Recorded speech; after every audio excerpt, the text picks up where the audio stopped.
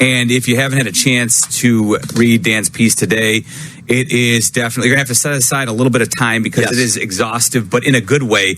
It covers everything you need to know about the Bears over, the last 4 years, over the Matt Nagy regime, dates back to when Ryan Pace was hired, and just where they've been at and how they got here and whether or not a entire house cleaning is in order.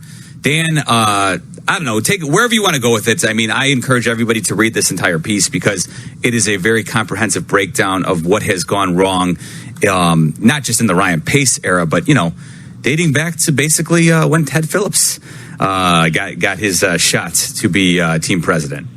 Yeah, it required 12 chapters, right, to get into all of the disorder and disappointment and dysfunction that was teased in the headline. And it's just sort of an illumination of just how deep and systemic some of their problems are. And really, hopefully, it's a conversation starter for a lot of different people to try to figure out what is the starting point, right? It's easy to just demand change, but not know what change to enact. And so for the Bears, I think they have to be very thorough here in a very urgent time in identifying not just one or two areas that have caused them to be off the rails here for an extended period of time, but really dozens, right? I mean, it literally is dozens of areas that need to be addressed to get yourself being able to be consistently successful. Guys, we talk all the time about how thin the margin is between being a 12-win team and a 12-loss team, right? And if it's that thin, then you better be really, really willing to pay attention to every small detail in every phase of your football operation to try to get things right. And that's where the Bears are going to have to take things in the very near future.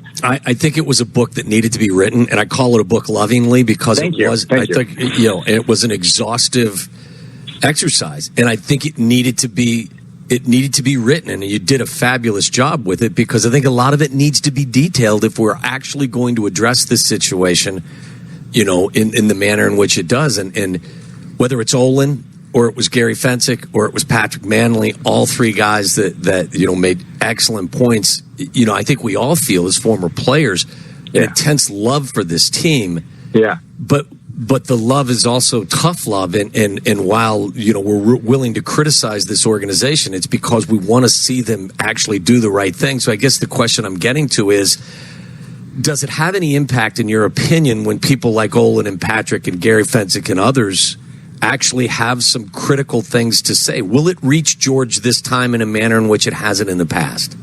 I hope so, and I think so. I can't guarantee that, but as a member of that fraternity, Tommy, you can speak to what you just talked about, the passion for wanting to see this thing back on a level that outsiders consider successful, and the frustration that comes along with constantly being frustrated, right? And so it's this cycle, and I think there's been a lot of feedback that I've already gotten via email, a lot of emails today, which is usually I get the responses via Twitter, but for people saying that they're very thankful that respected and revered former players amplified the voices of people in the fan base, right? Because a lot of times that you can just throw your hands up and go, fans, they're all nuts, and they don't know what they're talking about. But when you have guys like Patrick Manley, who played more games than anyone in the organization, Olin Kreutz, who was a captain on a Super Bowl team, Gary Fensick, who obviously we know his track record with the 85 team and playing as long as he did through stretches of both failure and then pronounced success, it gives, voice to the problems that exist, and hopefully encourages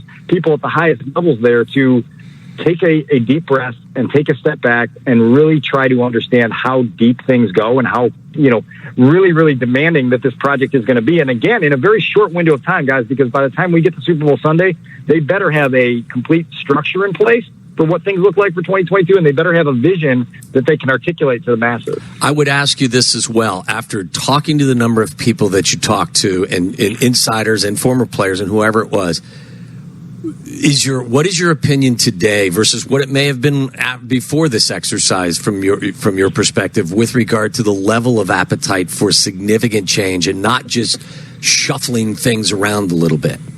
Yeah, I don't know, right? And I think that's what I think most people on the outside are kind of left scratching their heads. Remember, we have not heard publicly from George or Ted since last January, right? And so we have no idea how they have reacted to any part of 2021, which included, by the way, the signing of Andy Dalton as a free agent, by the way, the trade up to get Justin Fields, by the way, all these things that have happened in season, by the way, Thanksgiving week, which is, well chronicled within the piece as another sort of disaster that they could have avoided with any sort of competency and a lack of, institutional ignorance in that regard. And so I don't know what the appetite for change is. You're hearing more rumblings from people that are at least connected that Ted may be willing to slide into some revised responsibilities and allow someone else to be the person who oversees the general manager and / the head coach, right? But who knows? Until we hear from George and Ted, it's really hard to figure out what the actual vision is and what their sort of action plan is at this point. That line stood out to me too, Dan. You mentioned from Dan's article today, according to multiple sources connected to the team, Phillips has privately discussed distancing himself from football operations in recent months. First of all, my thought is, okay, well, it's gone so well to this point under Ted Phillips that why should he even be allowed to be the one to distance himself? Shouldn't George McCaskey be overseeing this in this point? And by the way, and I think I'm pretty sure you referenced this in the same article later, that George McCaskey has pointed out that Ted is not in on football decisions, right? He said that in January, and yet Ted is openly or maybe privately discussing, hey, I'm open to moving away from football operations. Which is it? And shouldn't George McCaskey just be out in front and say, listen, Ted, I don't care if you are willing to or not, you have no choice in this matter? Well, it's a good question on multiple fronts, because I think there needs to be some clarity for the masses on this idea of what it means to distance yourself from the football operation and why this has been a problem all along.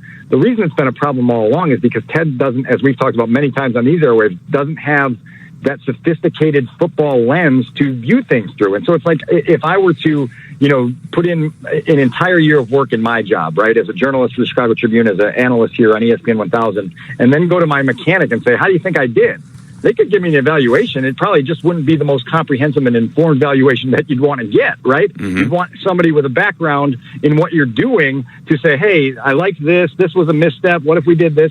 And that's what's been the problem all along, is that Ryan Pace has been given full trust and faith from the organization, but he hasn't necessarily had guidance and oversight and mentorship and the ability to be evaluated on a detailed, critical level by the people above them. So when Ted says he wants to sort of slide away from that, I think it's, hey, let's hand over the evaluation of the general manager, the oversight of the general manager, to someone who can look at that position in a way that is a lot more, intense and a lot more informed and a lot more detailed than I could ever bring to that table. The question, Jeff, really is, what has taken so long for them to make this realization when it's been, 23 years now, and they've had back-to-back winning seasons once during that period with Ted as president?